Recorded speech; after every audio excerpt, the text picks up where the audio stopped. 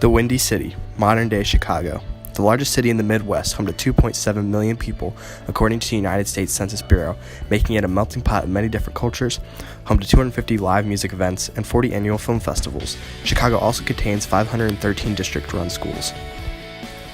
Even though Chicago is a prospering city of arts and culture, it's also home to many living below the poverty line. The largest group of people living below the poverty line is African Americans. They make up nearly a third of all the people living in poverty within Chicago's lines. 238,822 African Americans live in poverty out of a total 582,375. A fifth of all of Chicago's total population lives in poverty. Many people living below the poverty line turn to crime. Chicago is also known for its horrendous amount of crime compared to the rest of the country. Its annual crime rate is 119,060 crimes per year. There are 515 crimes per square mile each year. 191 people will experience a violent crime per year, while 1 in 30 people will experience a property crime. Property crime includes burglary, larceny, theft, motor vehicle theft, arson, shoplifting, and vandalism. This problem was supposed to be fixed, however, in the 1960s.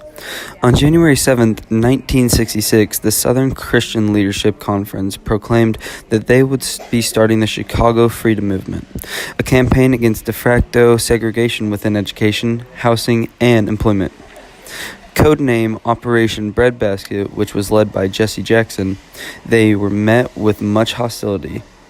The Southern Baptist minister Martin Luther King Jr. said that he had seen many civil rights demonstrations in the South, but had never been met with as much hostility as he did in Chicago. He was quoted saying, "Many whites who oppose open housing would deny that they are racists. They turn to sociological arguments, that criminal responses are environmental, not racial."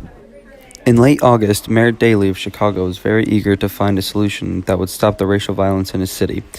He met with Martin Luther King Jr. to discuss his policies. A summit agreement was announced. The Chicago Housing Authority promised to build public housing and make mortgages available regardless of race. Though this summit agreement did not achieve a whole lot, King was quoted during a press conference on the 24th of March in 1967 saying, "It appears that for all intents and purposes, the public agencies have on the agreement and have in the fact of credence to who proclaim the housing agreement a shame and batch of false promises." The 1960s Chicago movement had the intent of creating a better life for African Americans in Chicago. And as we've seen in the last 50 years, African Americans are still struggling with many things that they were struggling with in the 1960s to this day.